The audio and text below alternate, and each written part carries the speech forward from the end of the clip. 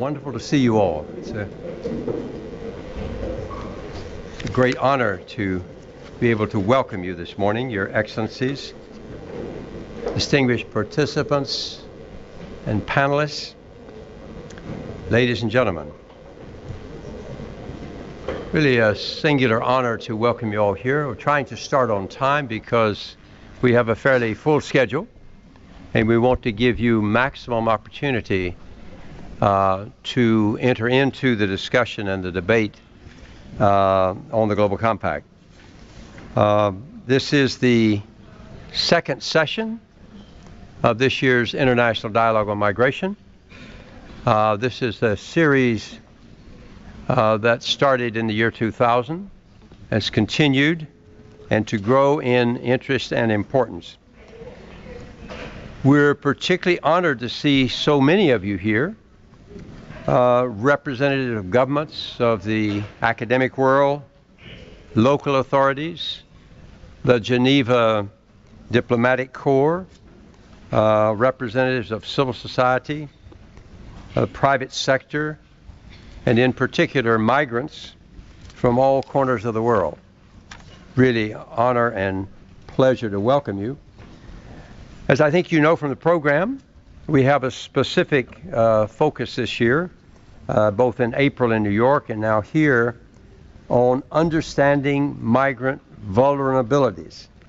We're talking about a solution-based approach to a global compact that reduces vulnerabilities of migrants and tries to empower them.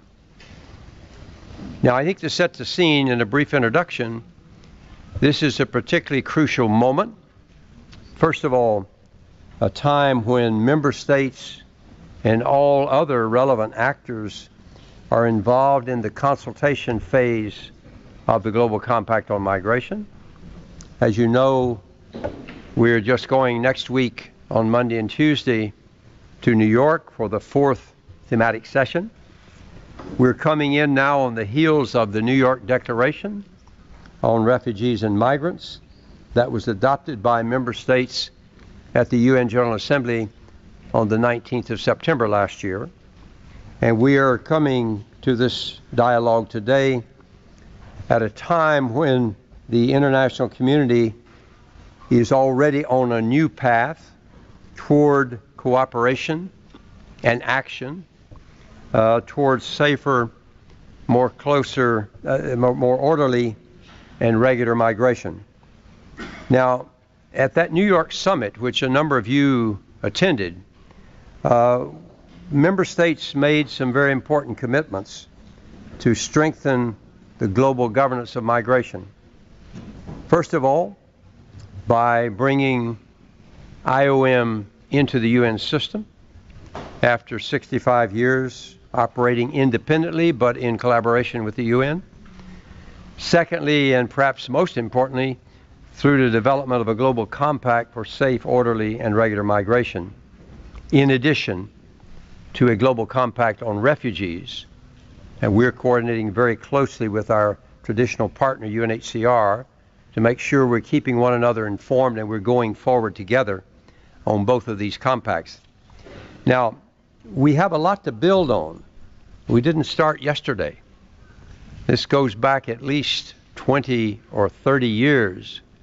And more recently, in 2015, we had 4 or 5 major agreements, which, by the way, constituted one of the incentives for IOM to become part of the UN system. First of all, we had the most important one, of course, the 2030 Agenda for Sustainable Development. This is an agenda that was approved in September of 2015. We already had in March of that year the Disaster Risk Reduction Framework in Sendai, Japan.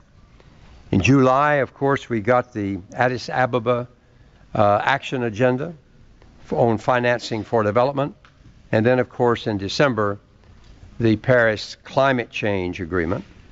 But we also have a whole body of international human rights law and labor standards, and we have international transnational criminal law.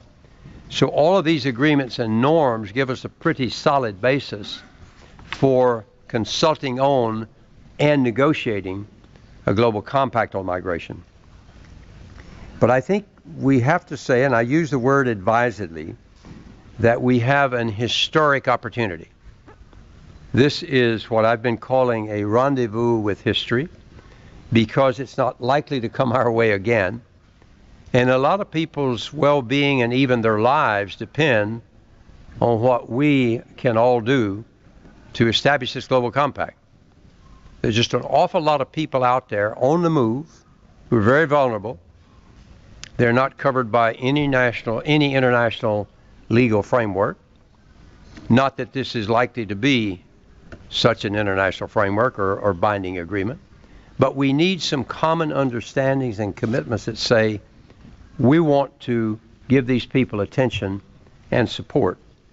Now, the Global Compact invites us to do a number of things.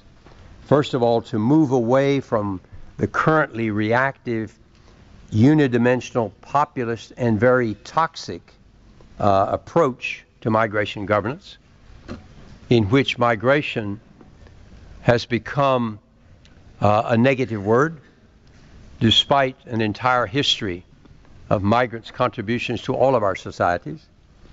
We're there also, we want to reach a consensus on a comprehensive, long-term, multifaceted policy on migration. We want migrants to be able to move in a safe, orderly, and dignified way. And we want governments to be able to manage migration much more humanely and responsibly than in the past. And we believe that if we reach that consensus, that shared responsibility will create shared opportunities, because we know the contribution that migrants make. I'll give you one statistic.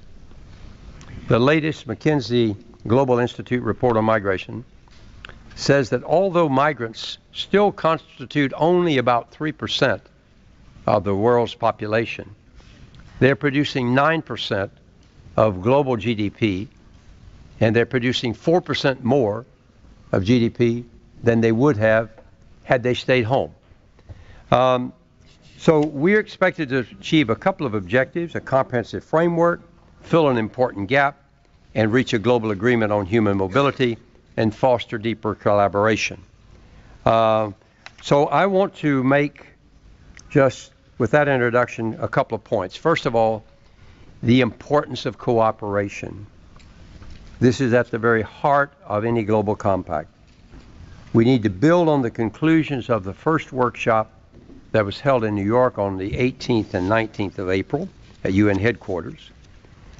Those discussants at the time pointed out repeatedly that it is really through cooperation that we will succeed in this framework, and that the migration governance has to be consistent and coherent with human rights obligations and standards. They also said we need to do more to understand the driving forces of migration, how to build a comprehensive and coherent approach to migration, how to ensure its effective implementation. That will be extremely important, and make sure that these commitments are followed up on through a proper implementation and monitoring mechanism for the Global Compact. Second point is we have to avoid the risk of exclusion. The IDM that I'm opening now today is going to build on these discussions in New York, where we're going to deal with the important subject of migrants in situations of vulnerability. And here I think it's important we make a fundamental distinction, or we won't get it right these 2 days. A carefully crafted directive from the New York Declaration and the recent reminder at our own standing committee, we are speaking of migrants in vulnerable situations. We are not speaking of vulnerable migrants. Now, perhaps that distinction will escape you as it did me on first reading, but it's a very important distinction, because we're not speaking of creating a new category of migrants called vulnerable migrants. Anybody on the move is vulnerable. We know that. We're speaking of migrants in vulnerable situations, how we can understand that better in order to support them. So, while some migrants may be inherently vulnerable, such as, for example, the exponentially growing phenomenon of unaccompanied minors and unaccompanied children, separated children from their parents, they are truly vulnerable. The focus is primarily on, first of all, what are the situations that create vulnerability for migrants? At which stage in their migratory journey do they become vulnerable? And it can happen at any or even at all stages, including after arrival. And how are these vulnerabilities, how can they be reduced or eliminated, and by whom? I hope all of us. But if the agenda background paper inadvertently suggests something otherwise, then I would ask you to understand the discussion in the terms that I've just tried to outline and explain. So the overall objective is therefore to address all the aspects of vulnerability that migrants experience and the challenges that this involves. So we need in these 2 days to do several things. To try to understand better situations of vulnerability for migrants, to try to identify vulnerability and assess the causes, to review the protection systems available to international migrants, and to foster consensus on our policies in response to vulnerability, and to propose some frameworks to prevent, address, and sustainably resolve migrant vulnerability. Final question, and then in order not to go on too long, is to suggest some pathways to solutions. 4 or 5 of these. Let me go through them very quickly. First one is to avoid assuming or characterizing all migrants as victims, a point I made earlier. We look at the specific needs of certain migrants, such as children, the disabled, or trafficked migrants, or smuggled migrants. But we need to recognize in the Global Compact how we address all of these situations. We need a holistic approach to this. The second consideration is that of making sure that this Global Compact places human rights and dignity of migrants at its very center, regardless of the status of the migrants. And we love to categorize people, but it's better not to do that when we talk about vulnerability. So this means looking, for example, vulnerability at border controls, return programs, readmission, post-return monitoring, and establishing accountability mechanisms. Third subpoint, the need to have specific policy and practical options. The fourth one, very important one, is to understand that social inclusion and community integration are absolutely crucial prerequisites for protecting migrants' rights. At a meeting I attended in Brussels yesterday, tried to make the point that almost all of the bad things that happened last year, the attacks in Paris, Nice, Brussels, San Bernardino, California, Orlando, Florida, were all homegrown. These weren't recently arrived migrants. These were nationals, badly integrated, who felt alienated and unaccepted. We can do better. We have to do better. If we're going to avoid this risk of terrorism or bad attacks, or if we're not going to deny ourselves the contribution that these migrants are going to make. And then the fifth and final subpoint is that we need to make sure that we don't just have policies and frameworks for structural vulnerability, but that we also have a means fully to implement and monitor what we committed ourselves to.